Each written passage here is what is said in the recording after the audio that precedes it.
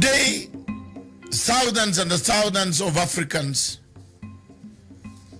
and many countries in Africa have conflicts.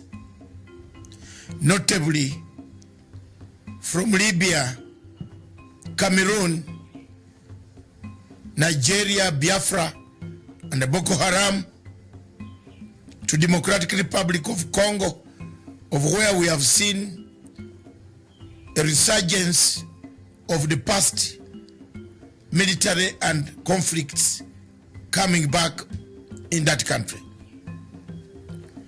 Hundreds and hundreds of people have been displaced, killed, maimed, tortured, raped, several of them dying of hunger, starvation, and other natural causes. The fighting seems not to be ending. For the sake of Libya, the Libyan recognized international government is under siege in Tripoli from another faction recognized by Egypt, France, UAE, and other countries. Whereas the one in Tripoli is recognized by the UN, it has been bombarded, has been strangulated, and many millions of Libyans are dying of hunger, lack of water. The water system has been cut off. The bombardment goes on.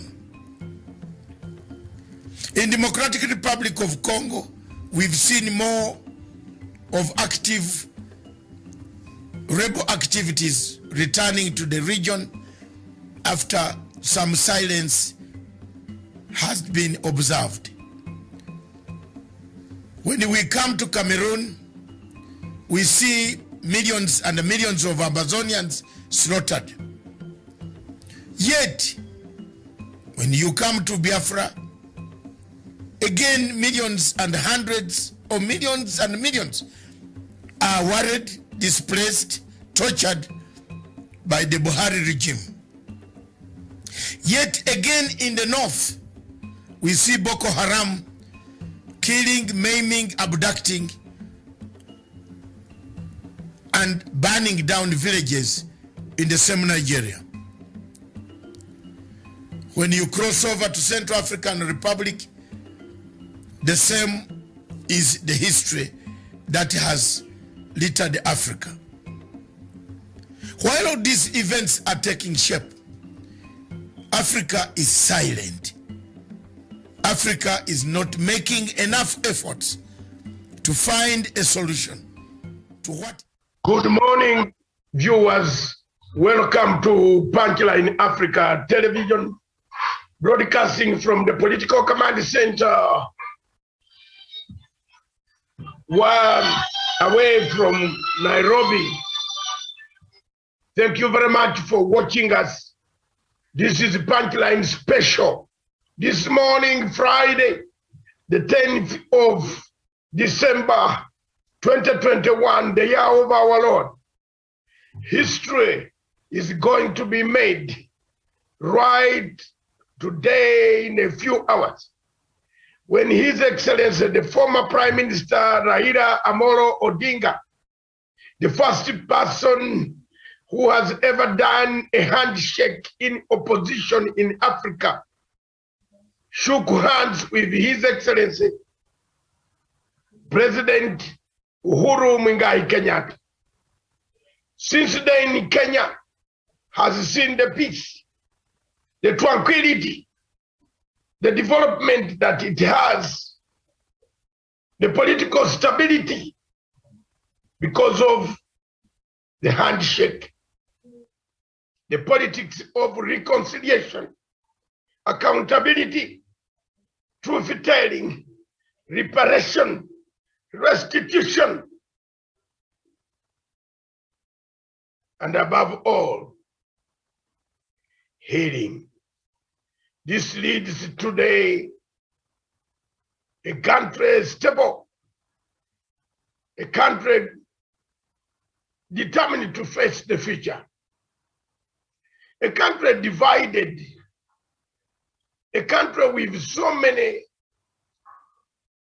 hate speeches can never be a country at all.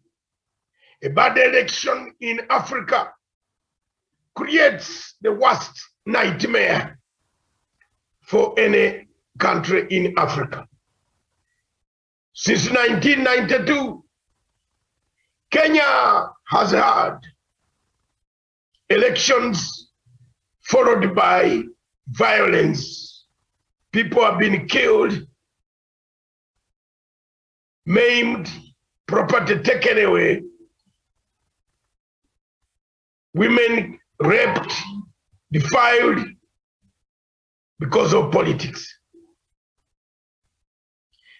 When the former Prime Minister Raila Amolo Odinga decided to do a handshake, any student of political science and a conflict resolution mechanism like me, I was very, very happy. When President Uhuru Kenyatta decided to take his hand out, to reach out to his brother, to say there comes a time when a nation is bigger than individuals, it brought us the peace. Remember, Kenya is the hub of stability. If Kenya goes wrong, Africa goes wrong. If Kenya coughs, the cough touches the entire region. Kenya is the economic hub of the people of East, Central, and the Great Lakes region. It therefore symbolizes the peace, the tranquility, the direction that where the direction we see African countries going. If Kenya has chaos, the rest will have chaos. But if Kenya remains stable, the rest will copy from Kenya to remain stable. Surrounding Kenya, you see Somalia, Ethiopia,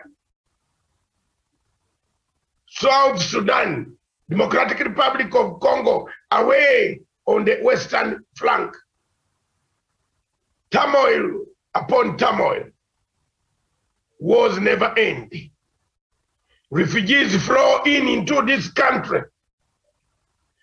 Every minute, as we speak, there is a refugee crossing over into Kenya to seek shelter, food, and asylum because of the stability of this nation and this great nation, Kenya. Viewers, when you see us talk about Kenya, even when we are not Kenyans ourselves,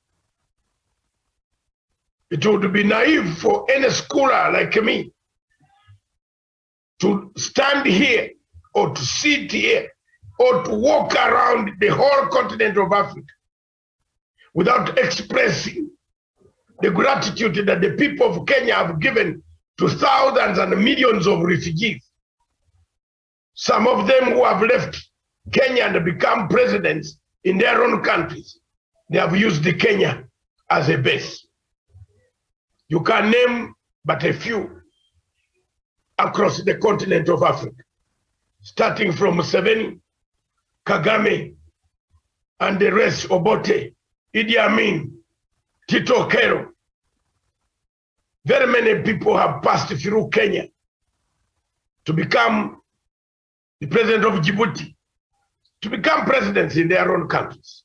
Somalia, all the presidents have been in Kenya. They have homes in Kenya. They have lived in Kenya. They have families in Kenya. They have businesses in Kenya. Kenya remains the focal point for the people of this great region. And therefore, a united Kenya, a Kenya without conflict, is the best example for an Africa that we yearn for 30 years to come. I submit. Thank you very much, ladies and gentlemen. That was my opener. Now I want to come back to the studio and greet my panel. Good morning, Sharon. Thank you very much, Dr. Matanga, and a very good morning to you from the Political Command Center, and my colleague panelist, Daniel Loisonga, and to all our viewers who are watching us, whether it's in Africa and, the entire globe, whether it's actually their morning, afternoon, or evening. Indeed, you have alluded to the fact that today is a great day. Yeah, it has been a gray overcast day, but I think the sun is attempting to come out. So thank you for your opener as well. Good morning. Good morning, Sharon. Across in the CBD, you are just yourself, you are in the county of Nairobi, close to the Kasarani itself, where the functions are taking place. But across in the CBD of the Republic of Kenya, is none other than Daniel Wesonga. Daniel Wesonga is our investigative journalist, is our special assignment journalist. We shall cross over later on at 11 o'clock where we have Samuel Tawish on standby live from inside Kasarani Stadium, where hundreds and hundreds and hundreds of thousands started coming last night. I passed there last night outside the stadium. Oh my God, you can't believe that people, when they love a person, they can come and even suffer in the cold. They did. They started filing up at Kasarani as far as 8 o'clock last night. What a day in Kenya. What a day in Africa. Daniel Wesonga, good morning. Yes, sir. Very, very good morning, Dr. Matanga David at our Political Command Center. Good morning to my sister and fellow panelist, Sharon Gitonga, and our viewers here in Kenya, Africa, and the rest of the globe. Indeed, it is a great day today as we look forward to Azimio la Umoja, where Punchline Africa TV will be coming live to our viewers here in Kenya. And of course, we have a lot of topics in terms of political atmosphere right now in the country to discuss about. And it is my pleasure to be part of this very great panel this morning. Thank you very much. Daniel, we have done our best. You are welcome, and we shall be live, as you say, across when our reporter is ready, our special assignment editor is ready. We shall be across into Kasarani. But meanwhile, we have to begin with our show this morning. And our show is Good Morning Africa. But today we are unfiltered. The week that was. Again, I want to do a takeaway. Before you come in, don't get tired. We have to up to 11 o'clock. Then we switch on live, where we shall now go and sit and come back to analyze at about 3 to 4 p.m. Across the continent and Kenya, the week that was. So many things happened in Kenya. But we picked out one thing, and I want to make a comment on it. I have already written a letter, an open document of lobby to the Minister of Health of Kenya. First, I want to make it very categorical that I'm a great friend of the people, the minister, the government of the Republic of Kenya. I promote the policies. I abide by the regulations of the Republic of Kenya as far as the Ministry of Health protocols are concerned. But being an international journalist, an investigative journalist, an international activist who speaks for the silent millions, I don't hesitate to point out pitfalls of insanity.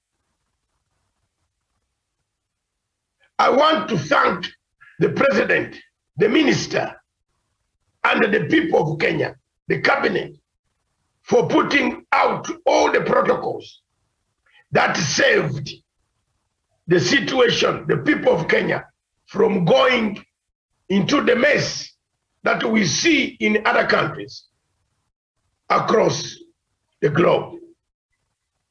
There I laud you, I laud Mutahi Kagwe for the tenacity and the steadfastness that he showed us when handling the COVID-19 pandemic when it broke out. I also allowed His Excellency, the President, who was in control and who kept on the taps all the time when this COVID-19 struck. On 18th of February 2020, I wrote a letter to all heads of state of Africa when I returned from Amsterdam and The Hague, where I'd seen people with masks on the plane at Schiphol Airport and Heathrow Airport. I asked myself as I was writing this letter, when I was in a hotel in Amsterdam, I said, what will happen to Africa if this disease ever arrived on the continent of Africa? Are African hospitals ready? Are African governments, were they ready? That letter, the production team can bring it up if Stephen has time to pull out that letter, which I wrote and copied to all heads of state, 54 of them. I want to thank the President of Kenya, President Museveni of Uganda, President Kagame, President Emerson Mnangagwa, the Prime Minister of Lesotho, who personally actually acknowledged my letter back. And I want to thank the President, the Vice President of South Sudan, Dr. Riek Machar, whom I addressed the letter to the President Salva Kiir. He answered on behalf of the government. That letter was very touching. Preparations for COVID-19. When I wrote that letter, there was little COVID.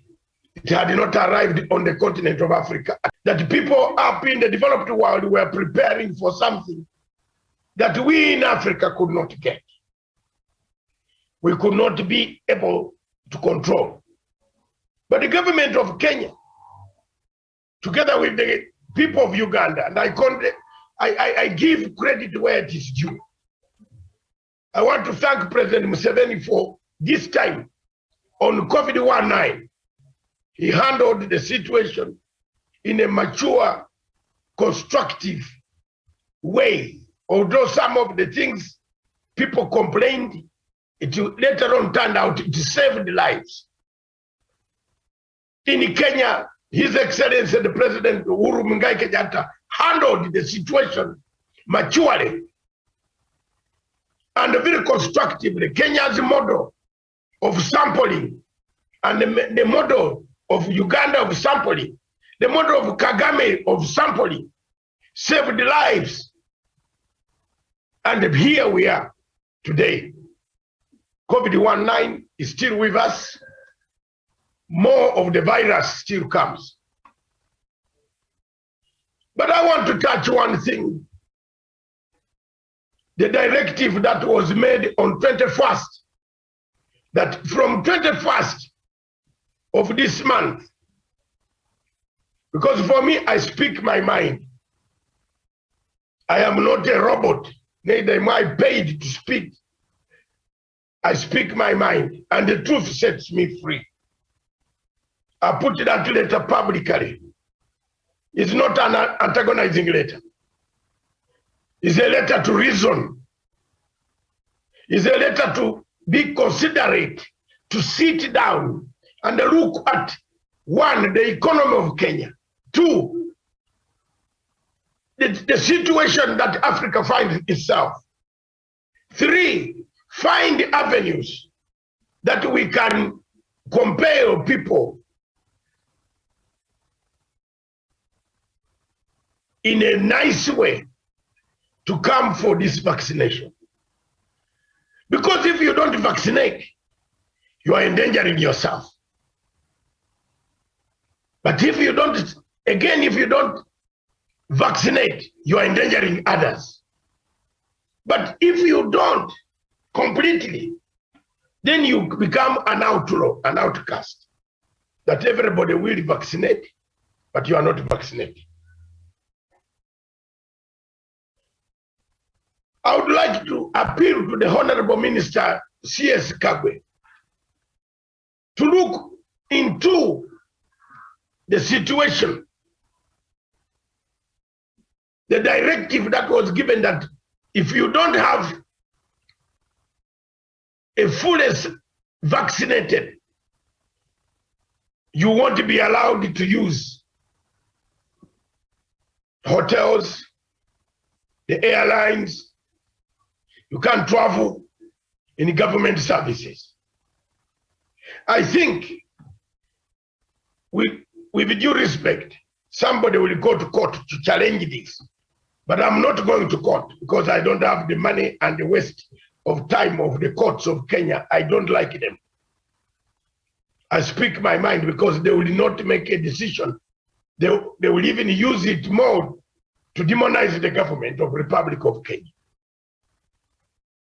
But I want to appeal as an advocate, as an activist, international activist, who has worked and opposed some of the draconian and obnoxious laws of International Criminal Court and other international agencies like ICJ, that I stand here to speak the truth.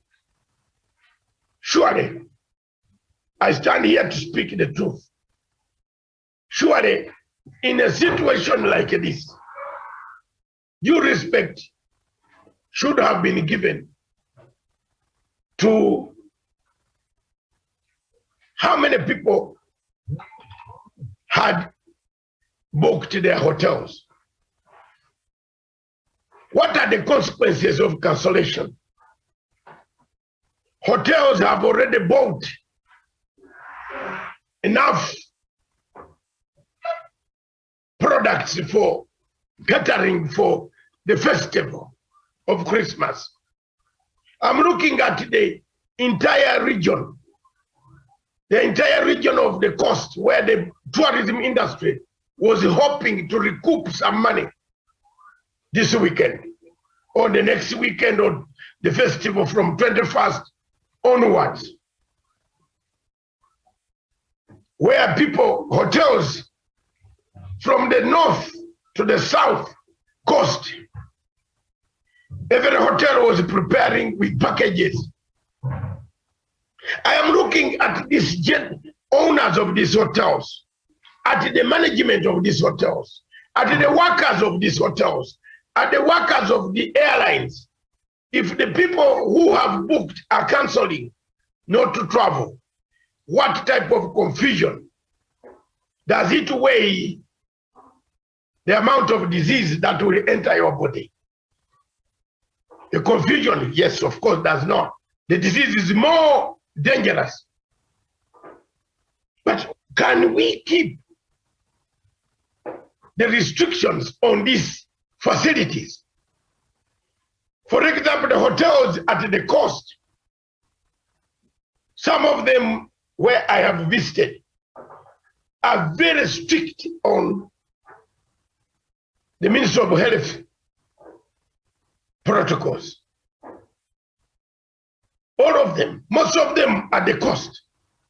Probably maybe Nairobi because I haven't gone. But from the gate up to your bedroom, in some of the hotels in the coast. And I want to tell Mr. Kagwe that we work like your eyes.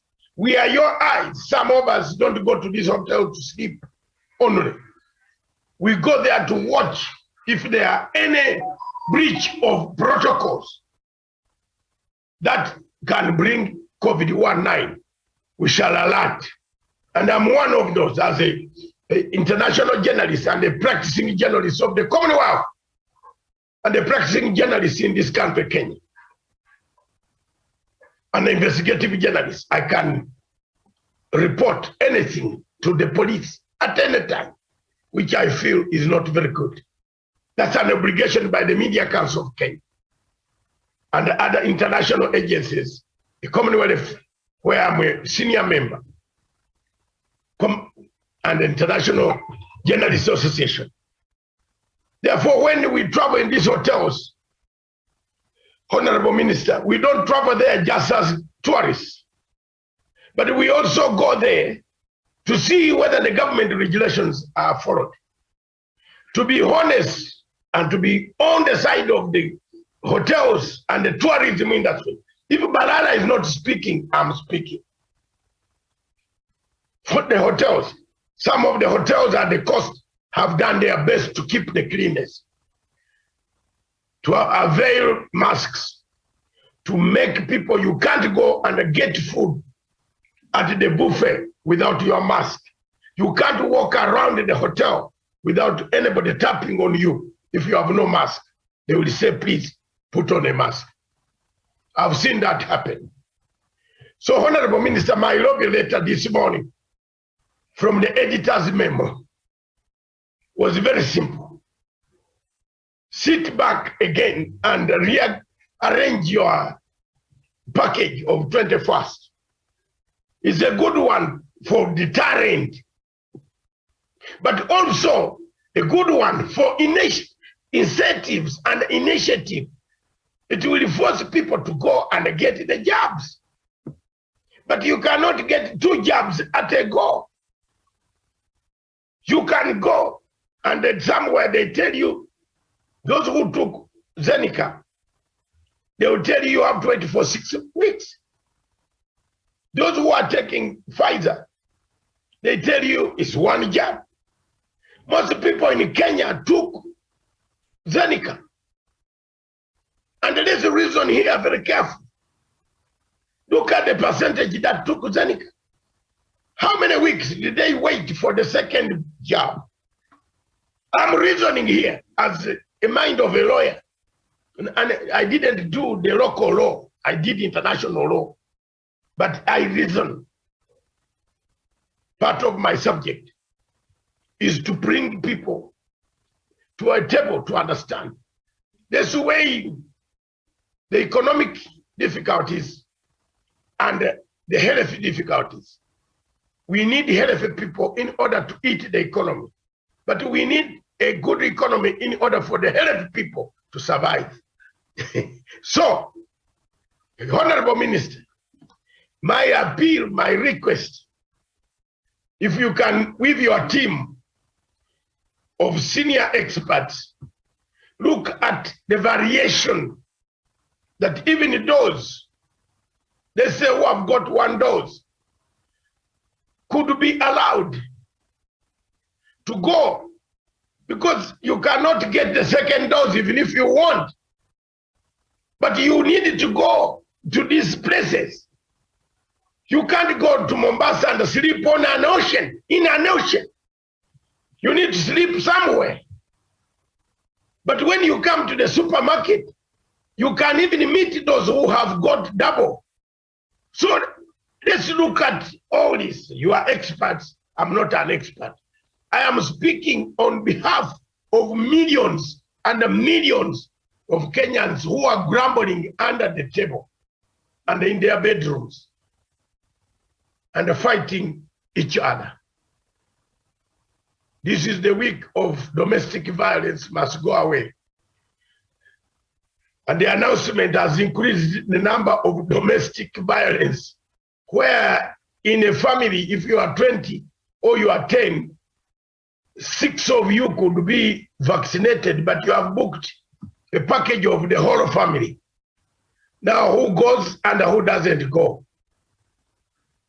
In days of Christmas, when Jesus was going to be born, even some of the toughest emperors gave some leeway for people to celebrate, for people to go and look at that stand and say, where is he?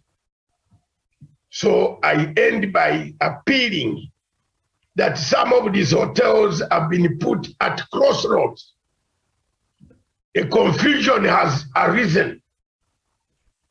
Some have already paid deposits for the type of equipment that they were going to use, some type of services, and for you to reclaim this money back as a hotel, as an institution, as an airline, it causes a lot of confusion.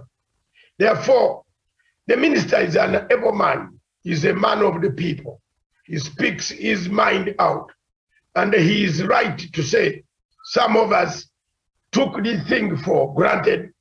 We did not go for these injections. We told the Furies. We started telling the Furies. Some people talk about these things very badly. I don't. I am with you, the Honorable Minister. But I am saying, reconsider this position of the 21st, giving that if you don't have a certificate of fully compliance of vaccine, you are not allowed to sleep in any hotel or go in any government institution. Let this be revised a bit. And I appeal to His Excellency the President that, sir, look at the facts. You are the only one who has the intelligence, that you know exactly where it pinches. Not all of us know where it pinches. That's why you lead this country and you have led us through the pandemic. People have survived. People have lost loved ones. We have seen sick people in hospitals. It is a bad disease. It's an invisible enemy. But it cannot break the hearts of Kenyans, even at the hour of Christianity, when we need also to go to churches. But you can't use some of the places could be exempted, and the restrictions are put on the shoulders of the general managers who could actually hold the mantle.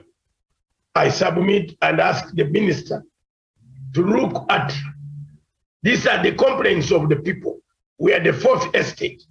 Our role is to deliver the complaint. Mr. Mutahi Kagwe, CS, Minister of Health, I thank you for the good work you have done. I thank your teams that have brought in more of these injections, vaccines, and let people run before 21st. There is Pfizer, there is Moderna, I don't know others. If you want to take it, if you have to take it, you have to. It is for your own safety. Go and take it. And let the certificate be printed out, especially those of one jab. But for people who had Zeneca, Mr. Honorable Minister, think about them. Those who have taken already one jab, waiting for the next one, it should be an exemption. Thank you very much. God bless you. This is a community television, and we bring out things that touch the community. God bless you. My panel, I think I've done something very useful for the community, is it? Yes, absolutely. Yes. Yes. So make your quick comments on my, anybody can pick it from there. You know, people are grumbling. They are not speaking out. And this goes to discredit. And they talk more about His Excellency the President, who has handled this thing of pandemic very well. So if you bring it out to discussion, people will be aware. The general managers have already paid money. They have deposited money, huge money for food, for what you have to pay a contractor halfway. Now, to go back to this contractor who has also prepared chicken to deliver to you, to say that cancel those chicken and bring back my money. Will they bring back the money? So this is the confusion. Comments? Yes, I think in the matters of gender parity, my sister Sharon Kitonga will start off and then I'll follow in. Thank you very much, Dr. Matsanga, for your, for your sentiments, and I agree with you. They say when you're faced with an obstacle, you decide to either look into see a problem or see an opportunity out of the obstacle. And in this case, I would love to applaud the president, of the Republic of Kenya for, having chosen to see an opportunity during the obstacle and, during the whole, fight of, the COVID-19, and by, choosing to focus on the opportunity side of the crisis. And as a result of this is the reason as to why now Kenya, we have actually developed greater innovations that have, propelled us to a place where right now, Kenya has become a destination of health tourism and a universal health coverage outreach in this region.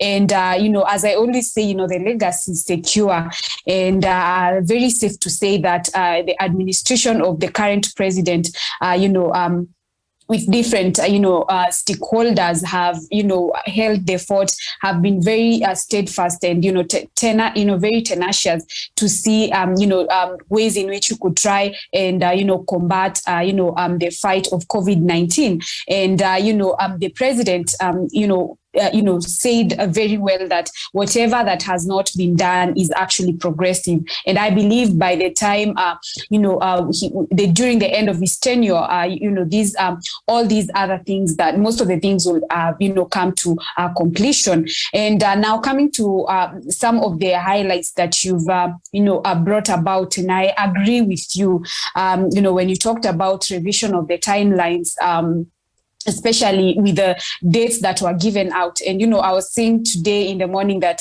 Sarova hotels have actually issued a notice that apparently if you have to go there, you have to be fully vaccinated. So there's also, I don't know how that will turn out for people who had already, paid up, and people who had already, anticipated to actually go, because you understand this is one of the, big hotels. I understand it's a way to, prevent or rather, combat, COVID-19. But I also would, want to support what you've said. Probably if they could also consider having maybe a person who has, just received the first dose, as opposed to the people who have, fully been vaccinated, because of the timelines that you've also, talked about. And moving forward, I have also seen the Ministry of Health, about to launch, a 3-month campaign over the same. And I've also seen that they've already, there's a plan roll out to, move into churches to vaccinate people, which I believe is one step into the right direction. And I hope probably they would also consider moving into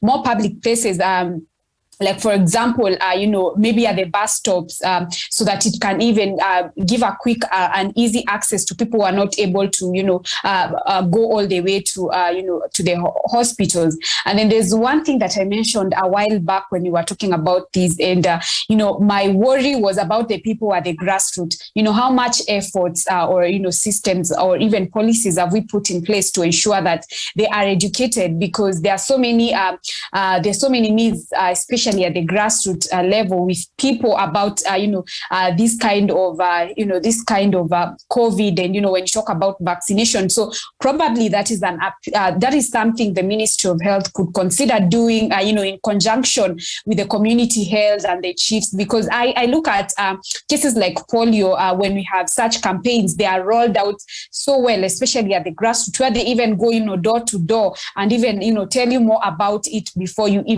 they actually administer. So probably that is something they would consider, rolling out a program for sensitization, especially at the grassroots. And that said and done, I believe even as much as we all get vaccinated, we cannot, shy away from, saying that the disease is not, we are still not out of the woods yet. The disease is here with us, and the only thing that is, going to save us, by and large, and when all is said and done, we have to continue, doing what the Ministry of Health and the World Health Organization, asks us to do. When you talk about sanitization, you talk about, wearing masks and washing hands and all those stringent measures that have been put in place for us to observe, especially now that we are headed towards, the festive season, and, the merry people are traveling and transversing the entire country. So let's also remember to adhere, strictly to all the rules that have been put in place, because at the end of the day, Christmas will come and go, and the disease is still here with us, because they say, a healthy nation is a wealthy nation. So let us put, our health first, and, all these other things are going to fall into place. Thank you.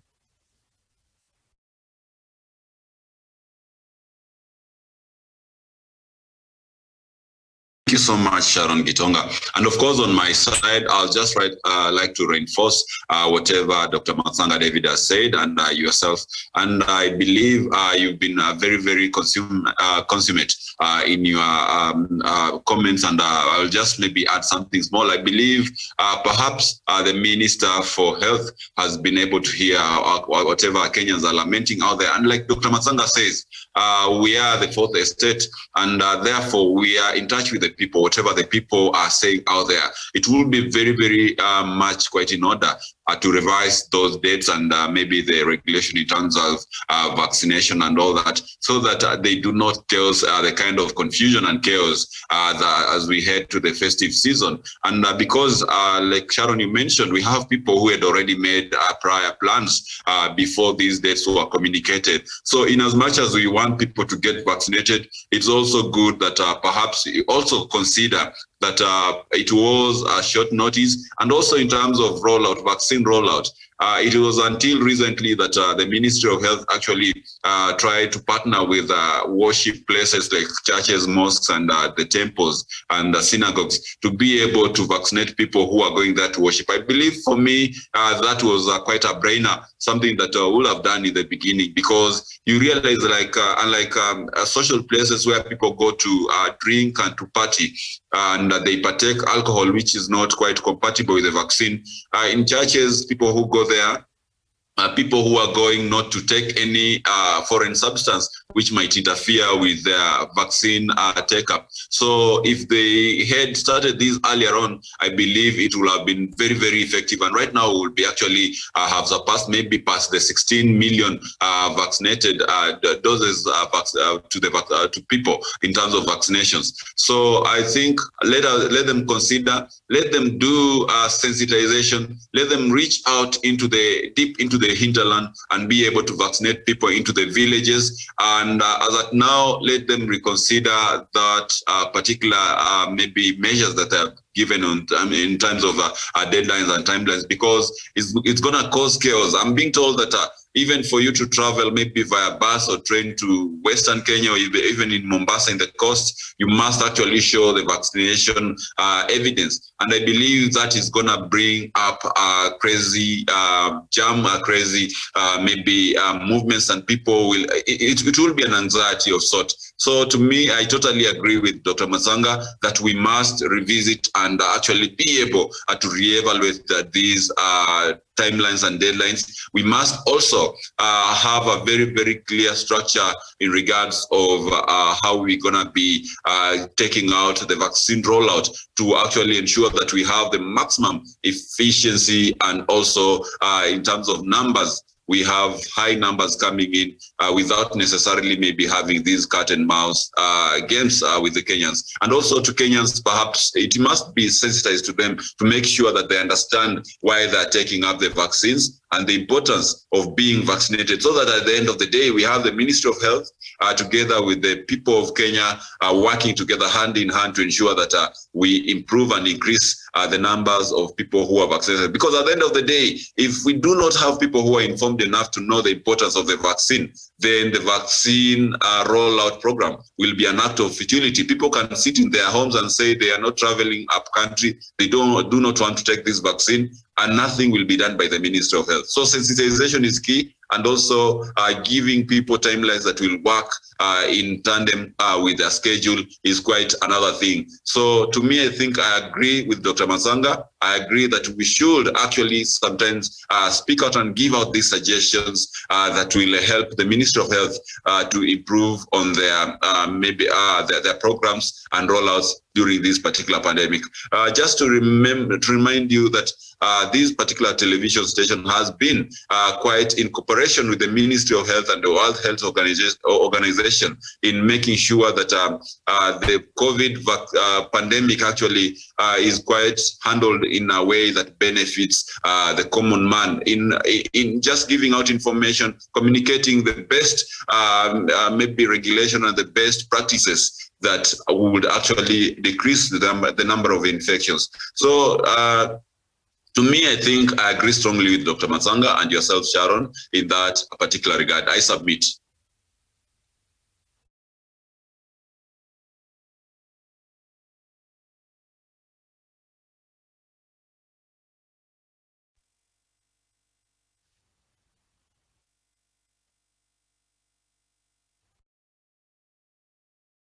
If we could just look at whatever is happening in terms of maybe whatever is at Kasarani. I know at 11 a.m. we're going to be having a live streaming on the event, the Azimio la Umoja event. Maybe what could be your expectation? I saw from yesterday the numbers were actually swelling, as Dr. Matsanga said.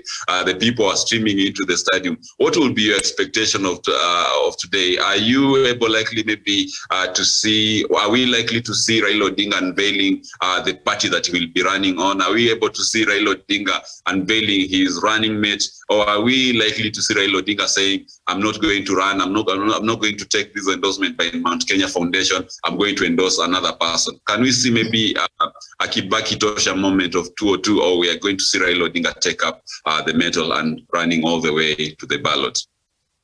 Thank you very much, Daniel Wesonga. And, like I began by saying, the weather, started by being sort of a bit gray, overcast. But right now, as I see, is that the sun is already coming out. So that is, another blessing, another blessing when it comes to this, day that is expected to be full of pomp and color. And like we've always said here before, for me, I personally believe that, this is going to be a turning point for this country. And like most people say, it's actually going to be a Mandela moment. I was trying to look at the, at the past, and I was trying to backtrace at, the journey that, the former Prime Minister has, how far he has actually come for us to see these, and what has the culmination of different events that have foreseen, this particular convention. And I was taken back from, when he was actually put in jail, and put into detention without trial, and for the many times that he's tried to stab into the presidency, looking at an event in 2018 whereby he was actually sworn in as the people's president, something that people termed as treason, and it had so much jitters even after after that whole scenario, and now going into a handshake, something that, was one of a kind. And like Dr. Matsanga said earlier on, it must have been one, the first one from the opposition, party in entire Africa. And now talking about the BBI and, coming down to the unity and what he calls Azimio la Umoja, and, now or yesterday, what happened, the endorsement by the Mount Kenya Foundation, and and now today, and what has led to all these aspects. And it shows that the former prime minister is truly a bastion of democracy. If anything, I would call him the second father of multi-party democracy, someone that has been put in behind bars for what he believes. And when you talk about democratic rights, and I believe by now he has earned stripes when it comes to statesmanship and maturity. Maturity in politics has been so evident by how he's been able to conduct politics, even by the virtue of he's been transversing different counties for the last 3 months. And if you looked into different ideologies and blueprint that he laid about, and for him standing very strong to say that he's all about the unity of the Azimio la Umoja, and that is what we have always been saying here. That is exactly what the country needs. Not all. I believe, yes, I agree, we all need all other modules and all other economic modules, but safe to say, until maybe we are healed, reconstituted, liberated, and all those kind of what brings about healing, that is the only moment that we are going to move forward. So and like most people have said, today is actually going to be make or break it. And now with all systems go, let's see how the dice is gonna be cast. But I believe it's going to be a turning point. And I'm also looking forward to see if he's actually going to name his vice president, probably, because also this is something that has raised so much mixed reactions with people from Mount Kenya Unity Forum and other Mount Kenya, even the Mount Kenya Foundation. I mean, it is a bare minimum for the people that come from the mountain. They want him to, there has been so much pressure with him getting a vice president here. So I believe it's going to be, a culmination of so many events, but above all, waiting to hear him to, sharing about the national vision that he's always had for this country. Remember, this is someone that has demonstrated the art of commitment and consistency. So let's wait. It's all about, wait and see, just a few minutes from now. Thank you. Thank you so much, Sharon Gitonga. There saying perhaps it is going to be a turning point for the former Prime Minister Raila Odinga. And for that, we have our reporter on the ground who will be coming to you live from Kasarani in Nairobi. And of course, indications of the ground is that people have started milling into the stadium. Thika Road is a jam of activities. And of course, it is a big day for the former Prime Minister. Now, allow me to take you back to Dr. Matsanga David as we anticipate for the live stream from Kasarani on Azimio la Umoja Convention. Before you do that, we have still the week that was. We have about 22 minutes, 32 minutes to the top of the hour. The events will start at exactly 11. It's when our correspondent is inside there, but he will start, they will work with Stephen. Stephen will continue with the transmission while we have gone off. Some of us will watch it from our phones. And then we shall come back later on when the function, and we have known the direction of the function. Why, which way it is going when the declaration has been made. There are some other news that we need to look at. This week across Africa, there's quite a lot of interesting news about, in Kenya, about the Electoral Commission chairman being very defiant. He doesn't want to listen to our cries. We have made complaints here, all of you. We have done it. We have said time and time again something is wrong with the Electoral Commission of Kenya. But nobody is listening. Until there is chaos is when they will start running around trying to collect information. But there you are. This week, he came out, he said, those who are rumors, we are united, we are doing a good job, we are doing the purchases, we are printing the papers from grids. Okay, it is up to you Kenyans, print. But with the way Ruto, who has replaced Raila, you know, Ruto has now taken Raila's position, very radical. And Raila has become moderate. Let's understand this. Raila now is moderate, is more appealing to people. Ruto is radical, is more of Raila's position. He's insulting people he doesn't need to hear. He's talking lies, complete lies, completely. And he's, you know, he's playing on minds of, that's why he told Chebukati, please bring another, please, can you go and bring another voter registration so that you capture these younger men you have been confusing. But if you leave the vote as it is now, and you put root under Raila, these younger men who are always in colors of yellow, picking shillings from Ruto, have not even registered to vote. Ruto will cry, shed tears. That's why he went to Chebukati and said, no man, do another round of registration. They will fail again. Because the same reasons why the voter registration did not take off is voter education still exists in Kenya. Lack of education, incentives. Why should people ask themselves, why should we go and register to be beaten? It's better to sit at home, not to go near the polling station. We still have those voter apathy sentiments. So people, let's work on those. Another aspect that has grown up, of course, I brought one of them, is the question of the deadline of 21st, which is making everybody not very comfortable. I believe the government will look at what we have said and what I've just said, and that later, and see, there are people who took Zeneca, Oxford, Zeneca jabs. They have to wait for weeks for them. Some of them, the weeks have not come. They will come around Christmas. So you have to be fair. You should categorize. If you are calling on people to go for one single jab of Pfizer or Mondana, fine, that is okay. Tell them. But you have not specified. If there are people who have fallen victims because they took a particular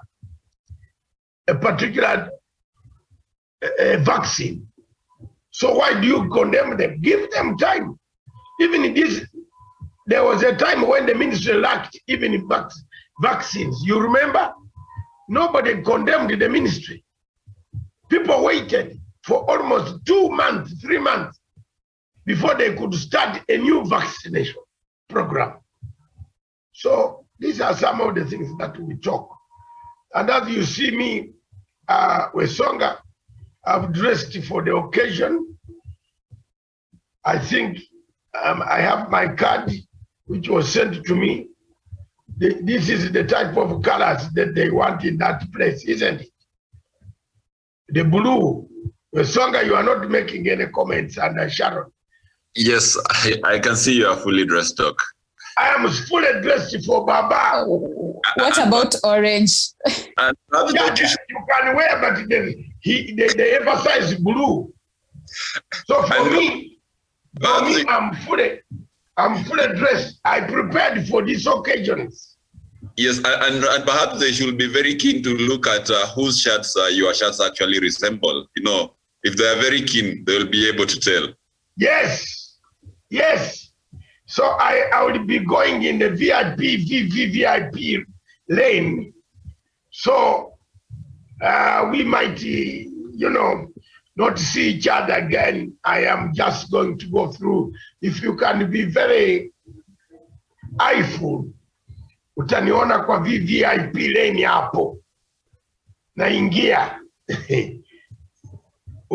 This is my baby. Uzimio la umoja, unity or purpose. That's what Matsanga has been preaching. That's why I went to make this shirt. I knew there was something coming in a blue format like this. So Sharon, I'm always prepared. I'm on top of the range. Yeah.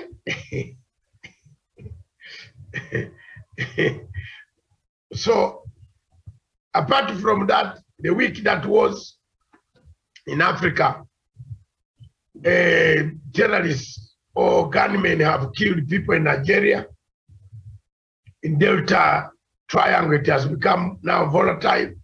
There is an armed struggle that has been initiated there. In Burkina Faso, there is no government in place at the moment. That is one of the problems that Africa has. Something that Pope has just said, that has come on. Pope has said that having sex outside marriage is not a problem, it's not a sin. There you are. I don't know what Gitonga can talk about this. The Pope Francis has said that having sex outside marriage, extraordinary activity, is not a sin. It's not a huge sin. Pope Francis has just said. I don't know whether Stephen has got that news, but I can send it to him. It's just breaking news coming from Vatican. It has just been brought by one of the wires that Pope said, if you have sex outside the wedlock, there's no sin. Gitonga. It is not a serious sin. Yeah, somehow I think I tend to agree with him. I love how Catholics are, so real. And, apart from these other dominations that have been so, they are not so, I don't know. So I think somehow he's right. And I think, like I was saying earlier, yeah, I think there's a way these Catholics tend to, get in touch with the reality of, different situations, because there's so much pretense that happens in the quote unquote in the gospel world. You see, like, so many cases of even pastors that, the other day I was seeing that a local TV station run by a very famous pastor has actually been switched off, for having to air dirty content. So I think, all in the name of, gospel. And so I think when I hear such cases from the Pope, somehow I think he's getting in touch with the reality. Yeah, thank you.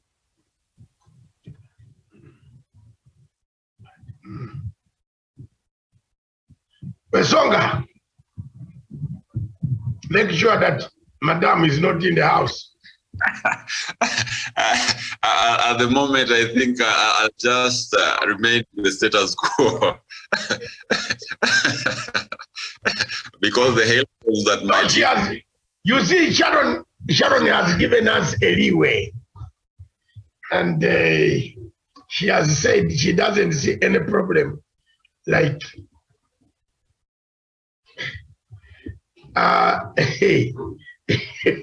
No, So Doc, my basis of my explanation is because even when people know it is a sin, people continue to, preach water and drink wine. So I think it's good to get in touch with the reality, and that is a sad reality because it is what is happening.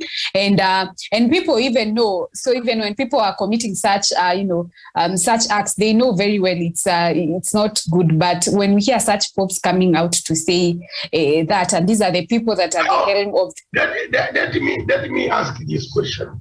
This is a Friday today. How do you feel when a man comes to you and says,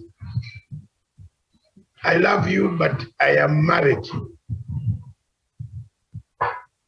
Okay, I think that's a different ball game about anyone who is married and having, outside. Yeah.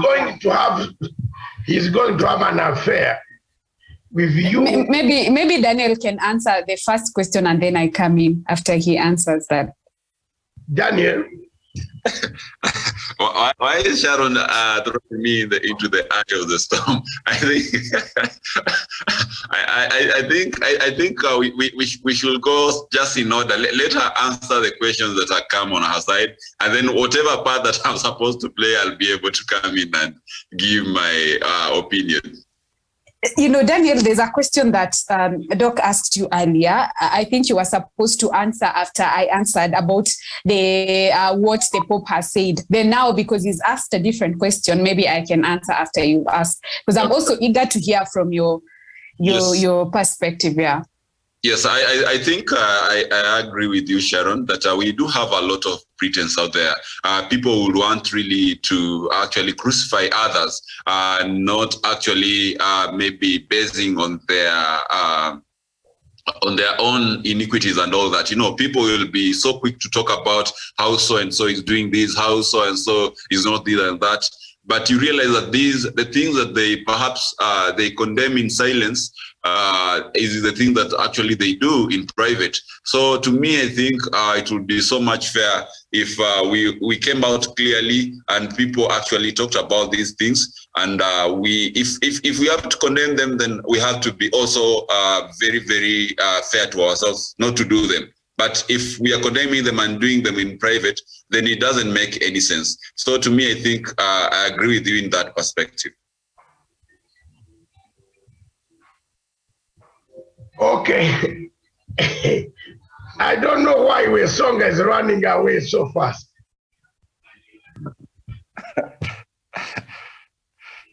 Wesonga, Sharon challenged you to answer the first question. Are you hearing? He's just answered, Doc. Are you hearing my music in the background? Not really. Maybe the volume is a bit down. Okay, I will bring that. But Sharon, yes, he has tried, but you know why he's not answering? Because Madam, he's answered, Doc. He's answered, Doc. Okay, he said he's actually shared similar sentiments to what I shared. Even Jesus said, "Let no man who has not sinned cast a stone." So there's no one who should call out. I don't think there's any perfect human in this world. The Pope is right. So the Pope is very right. Yeah. Sanga, in that regard, I think the Pope should go ahead also and allow the Catholic priests and nuns to get married if it has to. Yes. No, that is blame. What is it called? Yeah, I agree with Daniel, by the way, because we have so much that happens behind the scene, especially with the nuns and these so-called fathers. Yeah. So I think It's high time it is just made, official that they can be allowed to marry. Yes, and also I think from my where I come from, I have a background of the Anglican Church, which is actually more like of a Catholic church. But you realize that with allowing these clergymen to actually marry, it gets off this question of maybe people having children, the people in the priesthood having children outside there. We have a very damning report which showed actually most of the Catholic priests actually have children out there. So to me, I think some of these things could be eased up so that if people are going to do these things, let them just do it with a very, very clear conscience without having the thought of being judged by the society and all that. I agree with you. Personally, I know of a very close friend of mine who has, sired a child with what are they called, those fathers, yeah?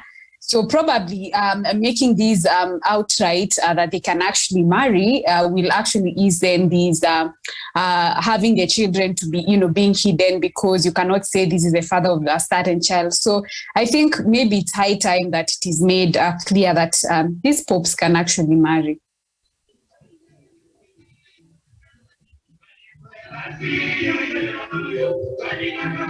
Yes, so I'm getting the music now, Dr. Matsanga.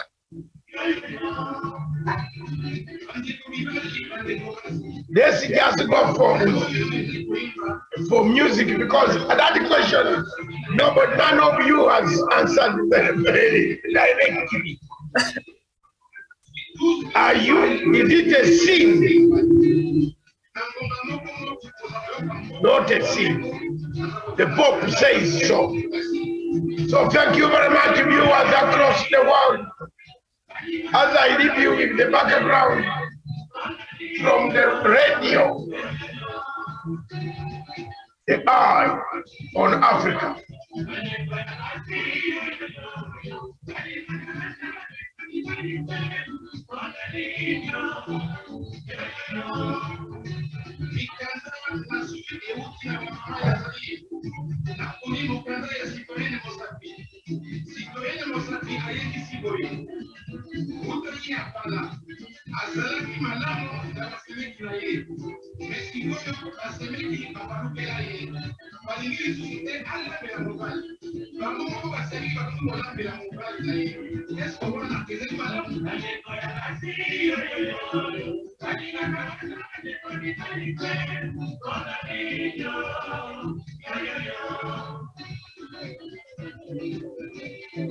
Sharon, let me send you the article.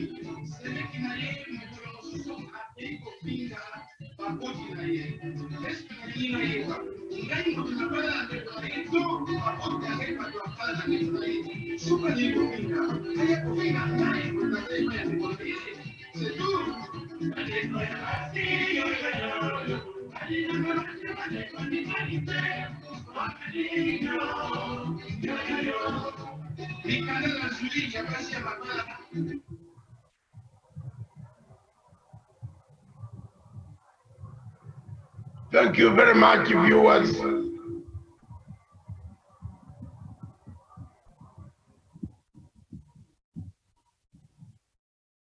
We now cross over to Kasarani, and we leave it in the hands of the able Stephen. For the sake of Punchline Africa TV, you have the mandate now to sit on and bring us this live event. Can you switch on? Then we can go, sir.